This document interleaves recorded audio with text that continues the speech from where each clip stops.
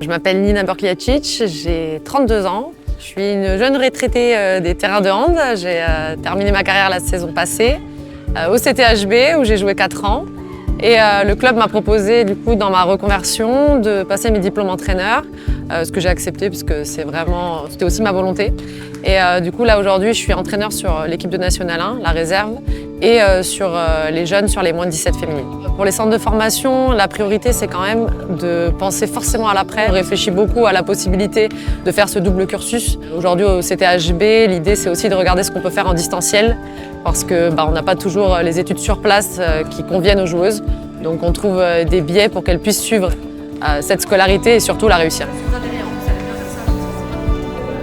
La priorité pour nous, c'est qu'il y ait une réussite sportive, mais sur la capacité aussi à sortir diplômé du centre de formation. On a des gens qui sont compétents, des relations privilégiées avec l'université, notamment le Crous qui nous permet de loger les jeunes filles dans le logement étudiant, de garder une vie sociale aussi de leur âge. Donc c'est aménager au mieux et s'adapter au mieux aux demandes, aux besoins, qui permettent aussi d'accompagner pleinement la sportive dans son projet. Et on comprend que le CTHB, ce besoin de former des jeunes parce qu'on a le même besoin, c'est qu'aujourd'hui financer un club sportif, boucler les budgets, aller chercher des sponsors, c'est pas forcément facile.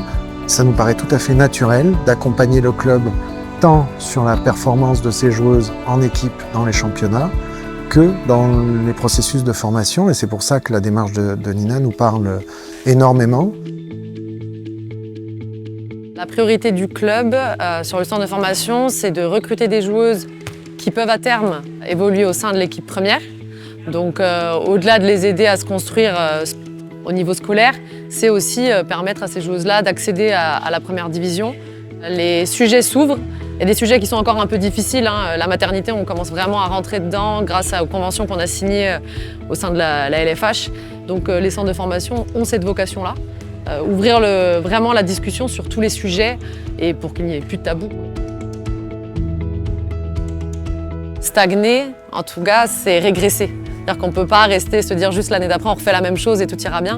Donc l'enjeu majeur c'est de tous les ans avancer, se renouveler et puis chercher les problématiques qu'il y a eu dans la saison pour essayer de faire mieux la saison d'après. Plus on peut accueillir de joueuses, mieux c'est pour l'équipe première et pour l'équipe réserve. Mais pour ça, il faut des fonds. Et donc forcément, il faut qu'on ait des partenaires privés qui nous suivent. Cette année, on a 7 joueuses. Ça n'avait pas encore été le cas depuis un certain temps. On stagnait à 5-6. Donc l'idée, c'est vraiment de toujours pouvoir en amener plus. Et heureusement qu'on a des partenaires qui viennent donner un coup de pouce derrière. C'est un centre de formation qui est labellisé par la Jeunesse et Sport, par la fédération.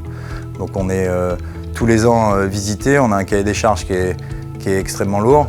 Et effectivement, c'est des moyens qui sont aidés notamment par les pouvoirs publics, mais aussi par beaucoup de partenaires privés qui investissent dans le club, dans la vitrine forcément de l'équipe professionnelle, mais pas que, avec des engagements forts de certaines entreprises pour qu'on ait un vrai développement de notre jeunesse et qu'on arrive à les amener au plus haut niveau.